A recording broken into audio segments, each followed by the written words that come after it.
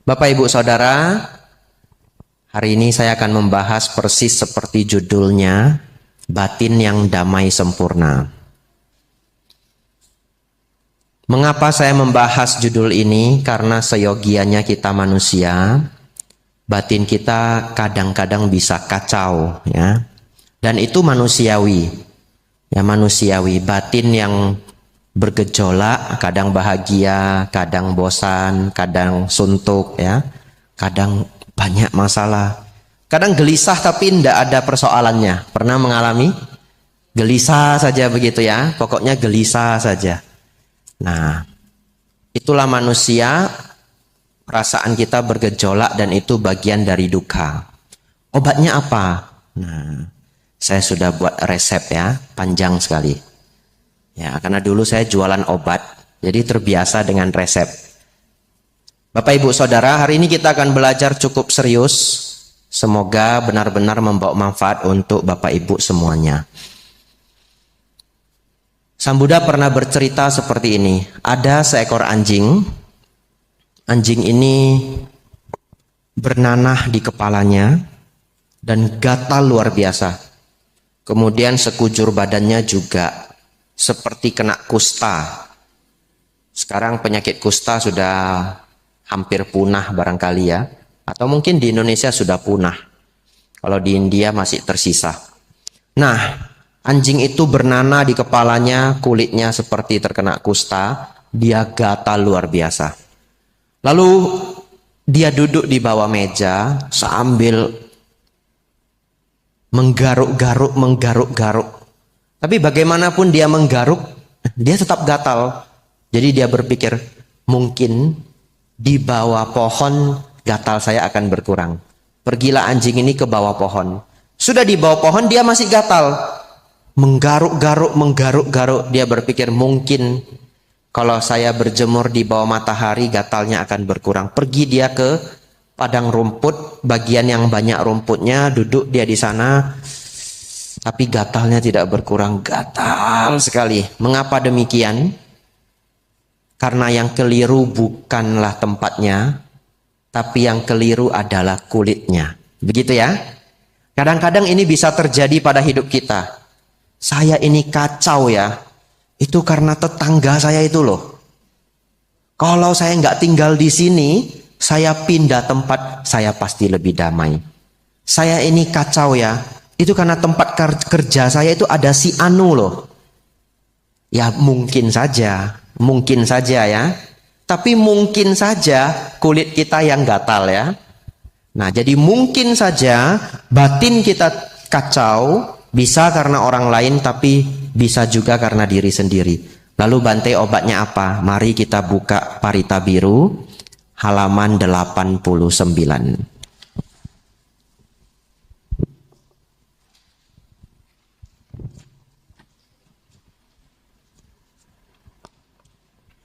Karania Metta Sutta ya. Jadi ini buku lama. Kalau buku baru sudah lebih besar, mungkin halamannya berubah. Bapak Ibu Saudara, Karania Metta Sutta ini banyak menjadi parita pujaan bagi umat Buddha. Dan tidak jarang umat Buddha menghafal Karania Metta Sutta tapi tidak menghafal yang lain. Benar-benar menghafal Karania Metta Sutta. Nah, jadi ini termasuk parita favorit. Dan banyak yang berpikir karena parita ini berhubungan dengan makhluk-makhluk baik yang tampak maupun yang tidak tampak, besar maupun kecil dan sebagainya. Kadangkala parita ini dianggap parita pengusir hantu. Kalau sudah dibaca hantunya juga belum mau pergi baru manggil Bante gitu ya. Berarti saya yang baca tidak mempan begitu. Tapi Bapak Ibu Saudara, ya boleh saja bagaimana masyarakat memaknai parita ini boleh saja. Tapi sesungguhnya parita ini adalah parita pendamai batin. Iya, parita pendamai batin. Lalu mungkin ada yang berpikir, Bante, saya pernah Bante batin saya kacau. Saya sudah baca ini 8 kali Bante. Lah, belum damai Bante. Kok begitu? Nah, mari kita baca isinya. Barangkali dia belum baca isinya, betul ya? Kalau sudah baca isinya, kita pahami ketika nanti membaca parita ini lagi akan berkhasiat. Silahkan dibuka halaman 91. Tidak akan saya baca semuanya, kita baca bagian yang penting saja. Konsentrasi semuanya ya. Ya, hari ini puja bakti cita rasa Damaklas. Ya. Inilah yang patut dikerjakan oleh ia yang tangkas dalam hal yang berguna, yang mengantar ke jalan kedamaian. Betul? Ya, kalimat ketiga ini penting sekali ya. Yang mengantar ke jalan kedamaian. Artinya, lakukanlah ini, Anda akan damai. Yang pertama, sebagai orang yang cakap, jujur, tulus, mudah dinasehati, lemah lembut, tidak sombong. Kemudian merasa puas atas yang dimiliki, mudah dirawat, tidak repot, bersahaja hidupnya, berindria tenang, penuh pertimbangan, sopan, tak melekat pada keluarga-keluarga. Selanjutnya, tidak berbuat kesalahan walaupun kecil yang dapat dicela oleh para bijaksanawan. Senantiasa bersiaga dengan ujaran cinta kasih. Semoga semua makhluk berbahagia dan tentram. Semoga semua makhluk hidup berbahagia. Nah, bahkan di syair inilah kalimat yang sangat terkenal Sabe Sata Bawantu Sukitata itu ditemukan. Bapak Ibu Saudara, kita sudah baca 3 paragraf. Belum damai Bante. Iya, belum damai. Karena kedamaian itu bisa muncul apabila yang ini dipraktekkan. Betul ya?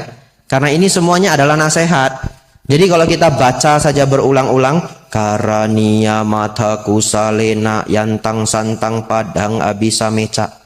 Sudah damai belum ya?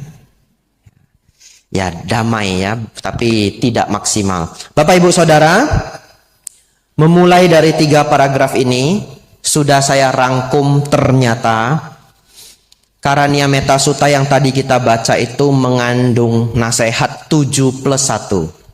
Ya, 7+1. Nanti Bapak Ibu hafal ya, 7+1. Apa itu 7+1? Yang pertama, jujur. Yang kedua, rendah hati. Yang ketiga, merasa puas. Yang keempat, mudah dilayani. Yang kelima, tidak sibuk. Yang keenam, tidak melekat pada keluarga-keluarga. Dan yang ketujuh, tidak berbuat kesalahan walaupun kecil. Kita bahas ini pelan-pelan. Lalu nanti sembari saya bahas, kita hafal pelan-pelan. Semoga pulang puja bakti pagi hari ini hafal 7+1 ya. Cukup banyak memang 7. Kita mulai yang pertama, jujur. Lah, apa hubungannya jujur dengan damai ya? Bapak Ibu Saudara, ternyata kejujuran itu, bahkan Sang Buddha tulis di dalam parita, sungguh jujur. Karena kenapa? Karena salah satu yang membuat kita tidak damai adalah kebohongan. Begitu kita berbohong, potensi ketidakdamaian muncul. Bahkan kalau orang yang belum terampil berbohong, begitu berbohong langsung gelisah 2 jam, betul ya? Kalau yang sudah terampil ya barangkali dia tidak gelisah, tapi dia kumpul-kumpul potensi itu. Dan lama-kelamaan banyak sekali ketidakcocokan antara apa yang dia ucapkan dengan kenyataan. Dan kenapa bisa membuat tidak damai? Karena kalau sudah bohong satu, nanti berantai, betul ya? Sudah bohong A, nanti ketemu kasus yang sama harus ditutupi dengan kebohongan lagi. Ditutupi dengan kebohongan lagi, ditutupi dengan kebohongan lagi. Kemudian nanti ketemunya orang tersebut sebulan yang akan datang. Diceritakan kebohongan itu. Yang bohong pun sudah lupa, betul ya? Saya bulan yang lalu ngomong apa sama dia ya? Aduh gawat ini. Nah, lalu harus menciptakan kebohongan baru. Dan itu menjadikan kita tidak damai. Kalau orang jujur itu plong sekali. Dan ditanya sebulan yang akan datang, setahun yang akan datang, 3 tahun yang akan datang pun jawabannya sama, betul ya? Karena tidak bohong. Kecuali lupa. Yang kedua, Bapak Ibu Saudara, yang ini agak sulit. Jujur dengan diri sendiri. Nah, apa ciri-ciri orang yang mau jujur dengan diri sendiri? Kalau diberi kritikan itu direnungkan. Betul ya? Tapi kritikan itu memang nggak mengenakkan. Jadi begitu kita dikritik, ego kita itu sudah maju duluan untuk mempertahankan harga diri kita. Oke lah, barangkali pada umumnya orang itu akan merasa terganggu, dia akan bertahan. Namun kalau Bapak Ibu nanti sepulang dari tempat tersebut, renungkanlah. Barangkali kritikan itu benar ya. Dan itu bagian dari jujur dengan diri sendiri. Yang kedua, rendah hati. Ya. Rendah hati ini sesungguhnya saya pikir adalah rentetan dari kejujuran.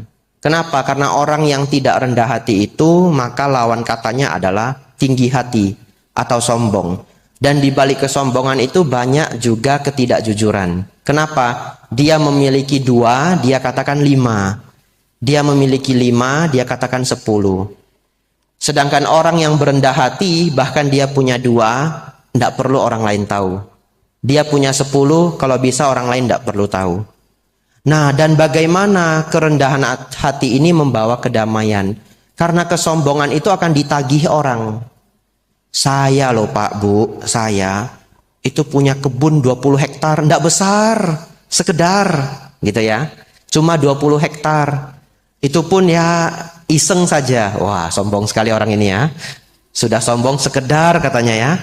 Lalu dia cerita punya ini, punya itu, hidupnya begini, hidupnya begitu.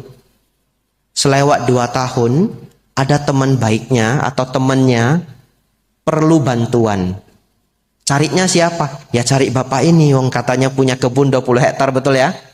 Datanglah ke orang nih, Pak, tolong bantu saya. Saya punya kesulitan-kesulitan. Lalu karena dia sebenarnya tidak punya sebanyak itu, dia nggak bisa membantu sama sekali, akhirnya dia menghindar.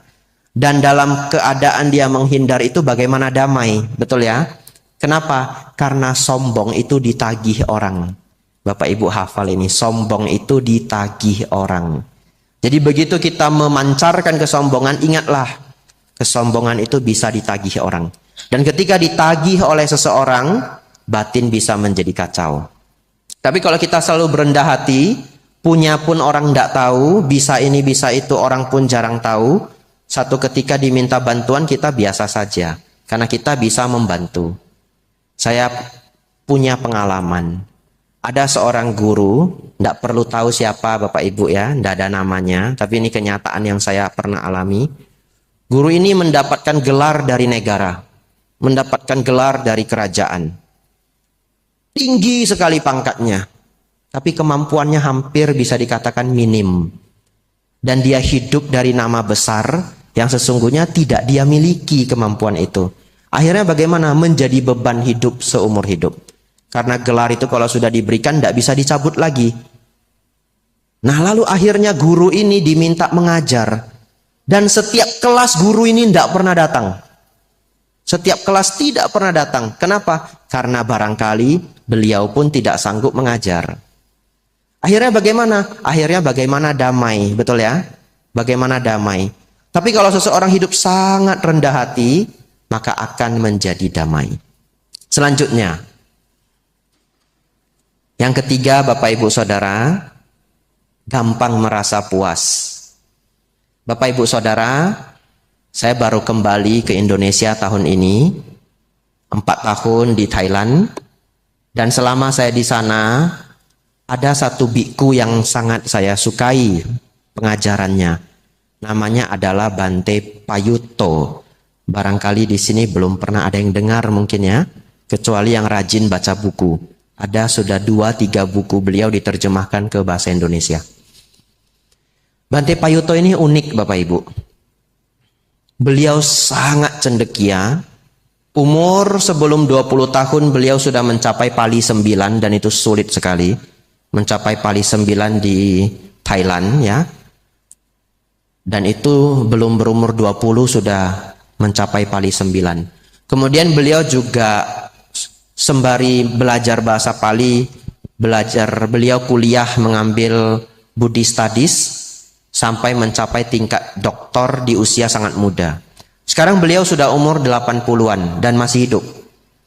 Dan beliau mendapatkan gelar Somdet dari kerajaan. Artinya beliau satu dari 10 biku yang dianggap biku pimpinan di Thailand. Jadi ada 10 yang kita panggil dengan Somdet. Sebenarnya 9, yang 10 itu Somdet Sanggaraja. Bapak Ibu barangkali tidak tahu 10 itu seberapa sedikit. Karena di Thailand bikunya ada 300.000. Iya. Wiharanya ada 35.000. Kalau Indonesia bagaimana Bante? Kalau Sangga Theravada Indonesia pembinaannya hampir 500 wihara seluruh Indonesia, bikunya lebih kurang 100. Makanya mau ditempatkan satu wihara satu biku pun tidak cukup, ya. Lalu kalau Thailand bagaimana Bante? Thailand itu populasi negaranya itu 80 juta jiwa. 90%-nya Buddhis. Kalau Indonesia Bante, kita lebih kurang 270 juta jiwa, betul? Betul ya? Agama Buddhanya berapa? 7%? 0,7% ya. Jadi agama Buddha di Indonesia 0,7%. Kalau jumlahnya sekitar 2 juta jiwa. Bapak Ibu Saudara, apa yang menarik dari beliau? Yang menarik adalah selain beliau saat ini bisa dikatakan biku paling cendekia di satu negara, Bante Payutto ini. Selain itu juga beliau dari kecil itu sakit-sakitan. Jadi kecil saja beliau sudah operasi beberapa kali. Sekarang beliau umur 80-an pernah ditanya sama umatnya, Bante sehat enggak? Gitu. Kalau bahasa Thainya, Longpo sabai di mai, gitu ya. Bante sehat enggak? Apa jawab beliau? Ya enggak usah ditanya. Saya sudah tidak pernah sehat. Itu jawaban beliau. Ya. Kenapa beliau sudah tidak pernah sehat? Karena ternyata paru-paru beliau sudah diangkat satu. Ya, jadi tinggal yang sebelah kanan.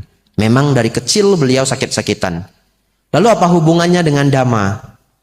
Sang Buddha mengatakan, barang siapa melihat duka, dia melihat Dhamma. Begitu ya. Barang siapa melihat duka, dia melihat Dhamma. Kalau seseorang teori Dhammanya bagus sekali teori Dhammanya. Bahkan mungkin biku misalkan begitu ya. Nah tapi kok sepertinya menjalankan Dharma kok tidak lengkap, kurang berduka. Hidupnya kurang berduka. Karena barang siapa melihat duka, dia melihat Dhamma. Bapak Ibu nanti renungkan kalimat ini ya. Kemudian Bapak Ibu Saudara, karena beliau sangat cendekia dan sangat dekat dengan duka, akhirnya beliau sangat serius menjalankan kebikuan. Sampai setua ini beliau masih membabarkan Dhamma. Diminta untuk banyak nimbrung, banyak duduk di bidang pemerintahan, beliau tidak mau. Kenapa? Karena di Thailand itu biku cukup punya pengaruh ya, karena negara Buddhis. Beliau tidak mau. Beliau tinggal di satu kota kecil. Kota cukup besar sebenarnya, 2 jam dari Bangkok ya, namanya Nakhon Pathom, dan memberikan dharma setiap hari. Nah, ada satu dharma yang selalu saya ingat ya, hari ini ingin saya bagi ke Bapak Ibu Saudara. Setelah itu Bapak Ibu bisa belajar nomor-nomor berikutnya, yaitu nomor 3, merasa puas. Bapak Ibu Saudara, dharma ini atau mantra ini adalah mi kodi, mai mi kodai, ya, bahasa Thai ya. Kalau bahasa Jawa saya tidak bisa, jadi bahasa Thai saja. Mi kodi, mai mi kodai. Artinya apa? Kalau ada baik, kalau enggak ada enggak apa-apa. Ya, mi itu ada, ko itu juga, di itu baik, mi kodi. Kalau ada juga baik. Mai mi tidak ada, ko juga dai boleh ya. Mi kodi, mai mi kodai. Kalau ada baik, kalau enggak ada enggak apa-apa. Nah, inilah kalimat yang beliau ajarkan. Beliau titipkan bahwa praktekkanlah ini untuk mengurangi keserakahan dan keinginan. Belajarlah kemanapun kita pergi. Kalau hal itu tidak kita dapatkan, dan bukan hal yang krusial, ya sudah. Mikodi, mai mikodai ya. Kalau ada boleh, kalau enggak apa-apa. Nah, dengan mempraktekkan itu pelan-pelan Bapak Ibu Saudara, bulir-bulir selanjutnya ini semuanya masuk ya. Kalau biku harusnya latihannya lebih tinggi lagi. Mikodai, mai mikodai. Kalau ada boleh, enggak ada juga boleh. Begitu ya. Jadi kalau satu hari saya nginap di sini, kemudian pengurus wihara nanya, Bante, besok makan pagi, mie kodai, mai mie kodai gitu ya. Kalau ada boleh, nggak ada juga boleh. Beneran nggak ada yang datang ya. Waduh gawat saya.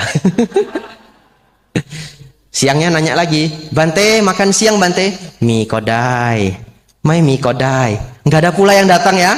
Nah, puasa saya 2 hari ya. Malamnya, Bante besok makan pagi. Iya saya makan pagi. Jangan pakai mantra lagi.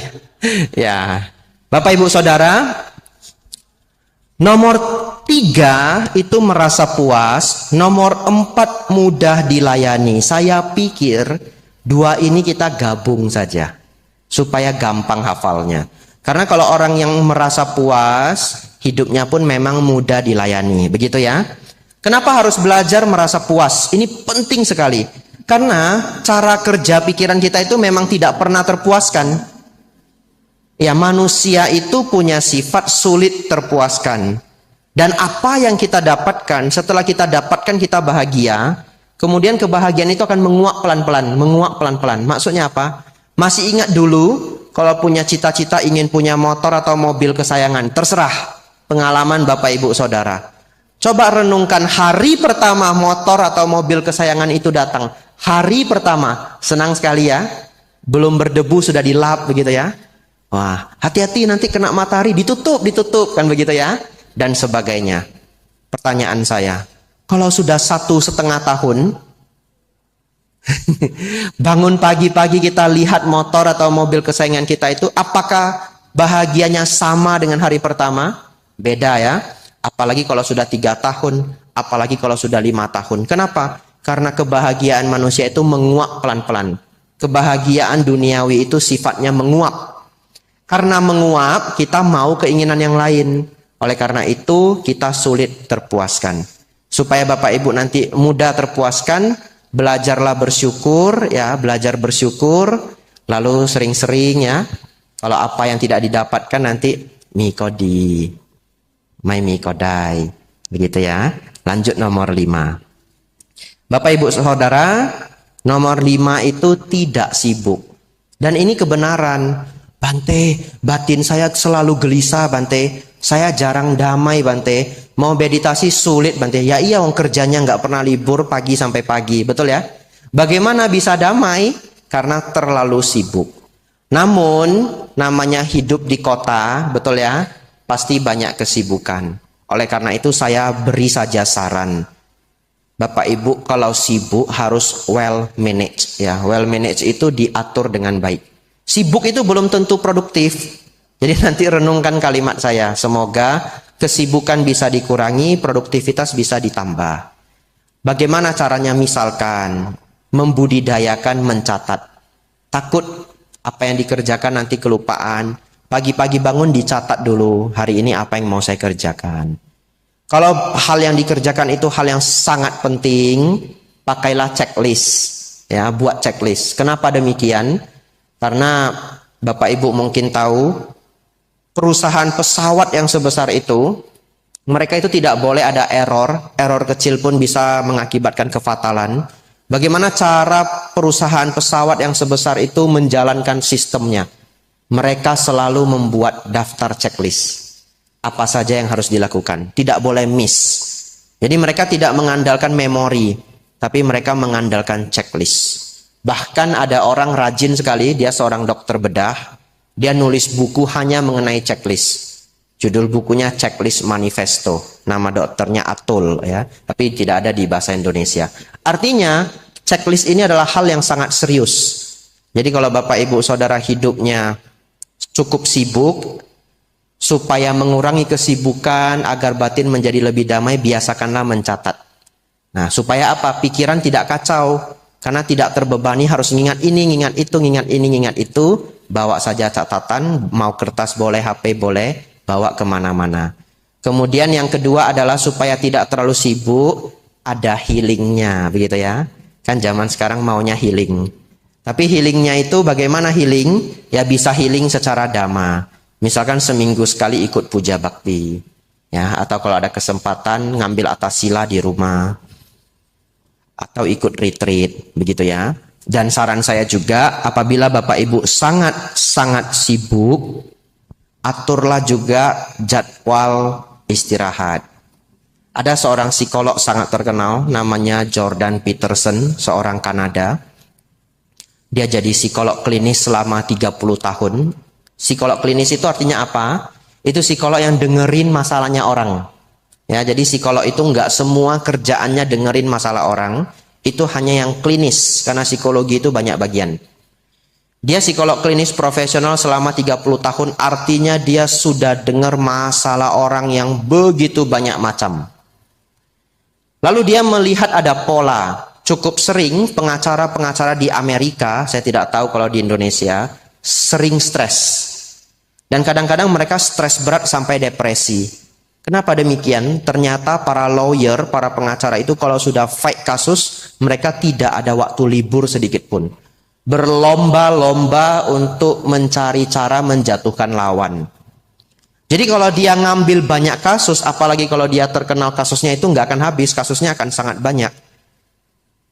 Setelah dia sibuk berbulan-bulan bertahun-tahun, badannya itu bisa overwork ya, jadi bekerja terlalu banyak, kemudian tiba-tiba burnout. Burnout itu istilahnya seperti komputer yang kepanasan kemudian tiba-tiba hang begitu. Jadi manusia ini juga bisa hang karena terlalu sibuk. Kalau di Jepang bukan hang lagi, saking capeknya bekerja, ada orang yang meninggal karena bekerja. Nah, jadi budaya orang Jepang juga ekstrim sekali kalau bekerja. Nah, salah satunya kalau di Amerika adalah pengacara. Lalu akhirnya Jordan Peterson ini dia buat satu nasihat. Dia bilang sesibuk-sibuk-sibuknya Anda, setiap 4 bulan itu maksimal Anda harus berlibur.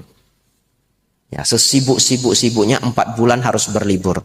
Ya, tapi saya pikir kalau yang hadir di sini enggak sampai dah ya 4 bulan kerja terus ya. Buktinya minggu bisa datang puja bakti, betul ya? Ya, mungkin yang super sibuk nanti itu yang dengar dari online. Bapak Ibu Saudara, agar batin tidak gelisah, juga kita perlu untuk tidak sibuk. Ya. Bapak Ibu Saudara, yang keenam, kita refresh dulu ya, biar hafal ya. Karena ini ada 7 plus 1 Karania Metta Sutta. Bapak Ibu belajar ini luar biasa. Nanti seumur hidup, setiap kali membaca Karania Metta Sutta, bulir-bulir ini akan terngiang, betul ya? 7 plus 1 ini akan terngiang. 1, jujur. Yang kedua, rendah hati. Yang ketiga, merasa puas. Yang keempat, mudah dilayani. Yang kelima, tidak sibuk. Yang keenam, tidak melekat pada keluarga. Ya, ini cukup sulit dipahami, terlebih oleh masyarakat pada umumnya. Karena siapa yang tidak sayang dengan keluarga ya, sudah menjadi barang tentu kita sayang dengan keluarga. Bapak Ibu Saudara, hari ini kita akan belajarlah mengurangi kemelekatan, dan itu bukan berarti tidak sayang ya. Silakan Bapak Ibu sayangi orang tua, sayangi anak Bapak Ibu Saudara, tapi belajar kurangi kemelekatan. Maksudnya bagaimana? Kalau sayang dengan orang tua, kemana-mana ingat orang tuanya, pulang bawa makanan, begitu ya. Pergi jalan-jalan jauh, pulang bawa oleh-oleh untuk orang tua. Ketika orang tuanya sedang sendiri ditemani, kalau orang tuanya sakit dijaga dan sebagainya. Itu menyayangi orang tua. Lalu kita sadar orang tua kita pun akhirnya akan sakit, tua dan mati, betul ya? Menyadari hal ini, kalau satu hari mereka menua, mereka sakit, bahkan ketika mereka meninggal, batin kita harus ready supaya tidak terlalu sedih, tidak terlalu sakit. Ada orang yang keluarganya meninggal, nangis sampai sejadi-jadinya, sampai mata menjadi rusak. Ya, sampai mata menjadi rusak. Dengan memiliki kebijaksanaan, kita paham bahwa semua orang akhirnya akan berlalu. Bapak Ibu Saudara, mending Bapak Ibu menyayangi namun tidak begitu melekati daripada sebaliknya. Ada orang dia tidak sayang orang tuanya, dalam artian perlakuannya sehari-hari. Ketemu orang tuanya mungkin bentak, tidak diberi perhatian, kalau sakit tidak diopeni dan sebagainya. Tapi ketika meninggal, waduh, menangis sedemikian rupa. Itu sebaliknya. Itu kurang menyayangi tapi sangat melekati. Secara dhamma yang terbaik adalah menyenangi namun kurangi kemelekatan. Tapi yang sulit itu bukan ke atas. Yang sulit itu ke bawah. Melekat dengan anak. Begitu ya. Ya, melekat dengan anak. Bapak Ibu Saudara, sepanjang saya menjadi biku 8 tahun, Samaneran dan biku 8 tahun, sesekali, sangat jarang, sesekali saya mendapatkan curahan hati dari umat perumah tangga, Bante, anak saya sakit keras. Ya, dan beberapa penyakit itu sudah pasti tidak bisa disembuhkan. Waduh. Beratnya sangat luar biasa. Bahkan saya yang menjadi biku ini, saya nggak tega mengatakan jangan melekat dengan anak. Betul ya? Kalimat ini mau saya keluarkan saja nggak tega. Karena saya tahu, bahkan orang tua itu rela mati untuk anaknya. Betul ya? Kalau bisa ganti badan ini untuk anak saya saja ya, semua orang tua mau, orang tua yang baik. Saya sampai nggak tega mengatakan jangan melekat dengan anak, nggak tega. Ya saya hanya bisa mendengarkan, ya semoga mendapatkan yang terbaik apapun yang terjadi, semoga sabar dan kuat. Bapak Ibu Saudara, oleh karena itu mengurangi kemelekatan itu sangat penting. Kenapa? Kalau seseorang mendapatkan kasus seperti yang saya ceritakan tadi, walaupun dalam 8 tahun ini sedikit sekali yang saya temukan, penderitaannya tidak 100%. Karena ada dhamma yang melindungi, ya keluarganya sakit, tentu tidak nyaman, tentu tidak tega dan sebagainya. Penderitaannya itu barangkali hanya 50%. Karena ada dhamma yang menjaga batin kita. Kalau tidak ada dhamma, Bapak Ibu, bisa menderita, sedih sampai menjadi gila. Beneran? Sampai bisa menjadi gila. Sakit jiwa. Saya pun pernah ketemu umat Buddha, kasihan sekali. Anak dan ibunya meninggal di hari yang sama. Akhirnya bagaimana? Jadi sakit jiwa. Gak bisa ngomong, gak bisa ngapa-ngapain. Dan sebagainya. Bapak Ibu Saudara, niat Sang Buddha mengajarkan dhamma pada kita, walaupun nasihat itu kadangkala kok kayaknya sulit diterima ya. Jangan melekat dengan anak, jangan melekat dengan keluarga. Tetapi praktekkanlah pelan-pelan ya, supaya kalau ada bencana terjadi, penderitaan kita tidak 100%. Bapak Ibu Saudara, terakhir untuk nomor 7 ini, tidak terasa sudah 40 menit ya. Sebenarnya puja bakti itu batasnya 40 menit. Ya. Nambah sedikit tidak apa-apa ya. Masih kuat ya Bapak Ibu Saudara. Nomor 7, tidak berbuat kesalahan walaupun kecil. Kenapa? Jangan meremehkan hal kecil Bapak Ibu. Satu ketika, ini kisah nyata ya. Ini kisah nyata, benar-benar ada. Seorang putri dari Thailand berkunjung ke Indonesia.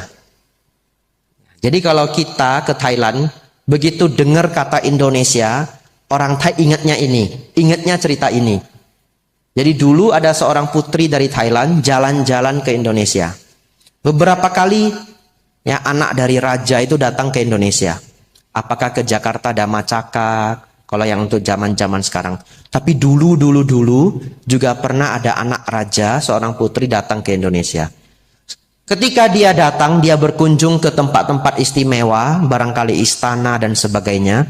Dia melihat ada tanaman di atas air, bunganya cantik sekali. Cantik sekali.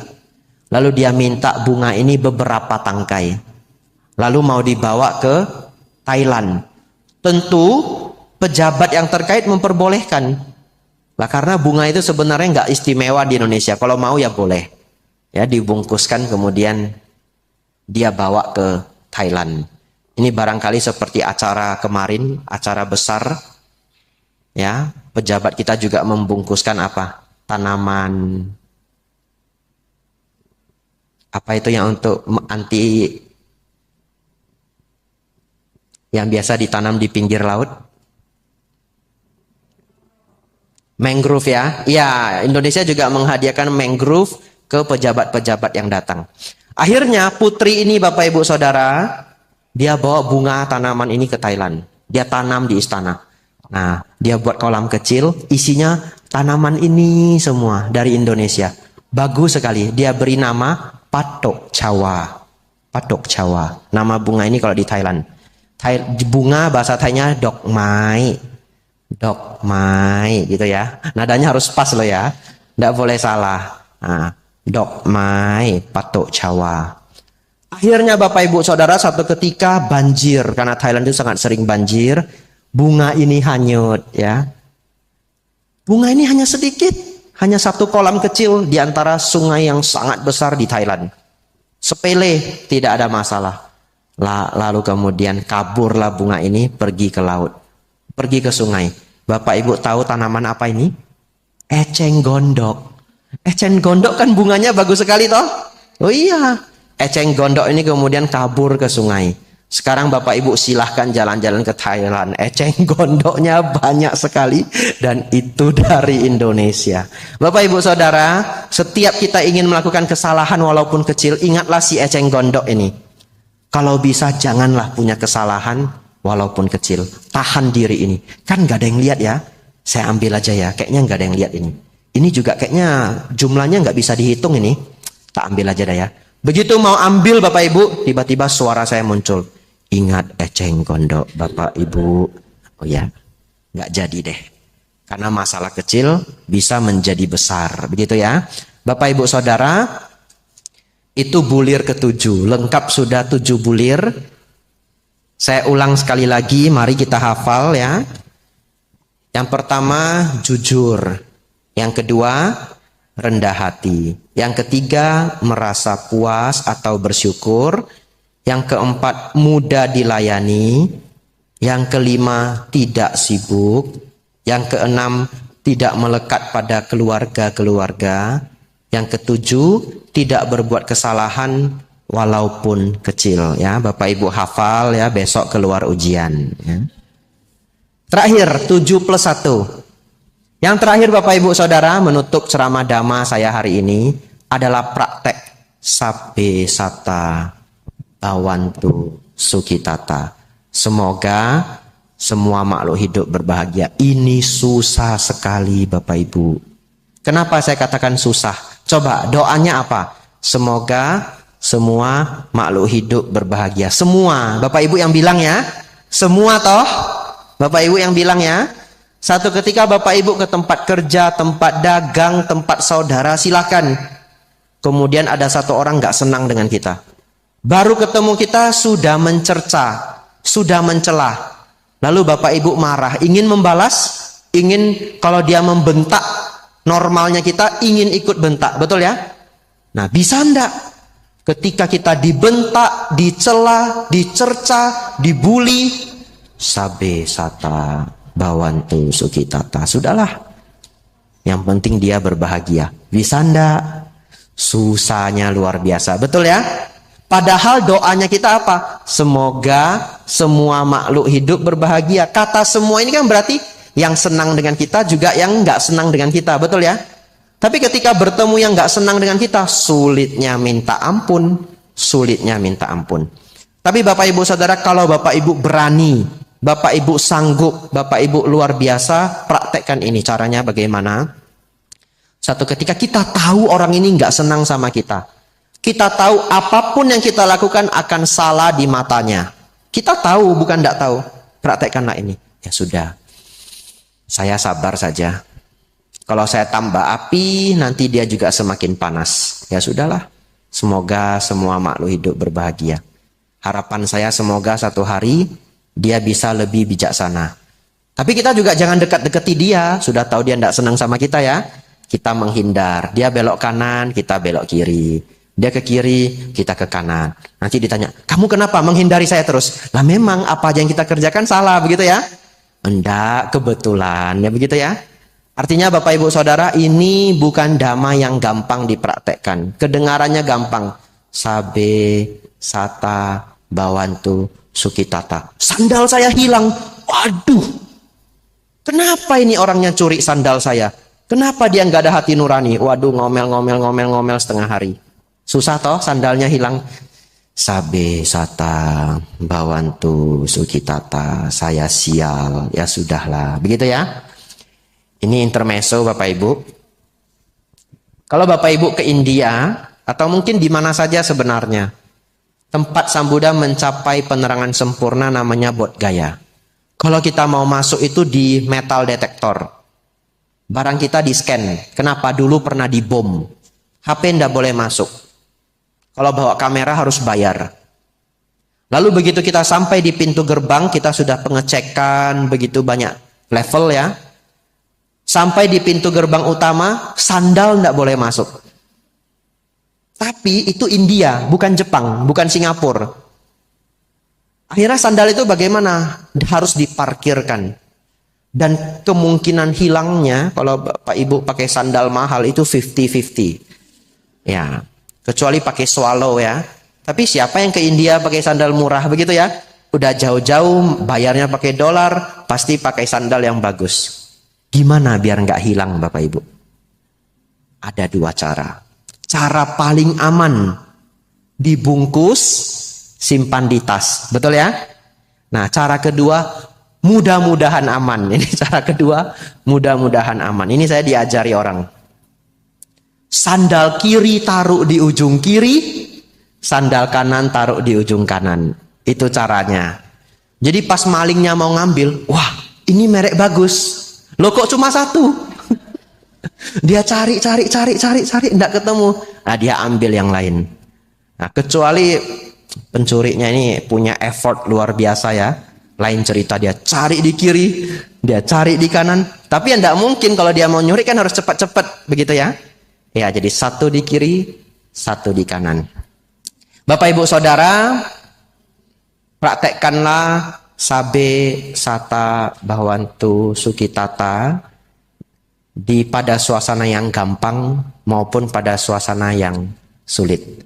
Sudah hampir 50 menit ceramah dhamma saya, panjang sekali. Semoga bisa Bapak Ibu ingat, bisa Bapak Ibu praktekkan. Semoga Bapak Ibu Saudara semakin maju dalam dhamma, semakin maju dalam kehidupan.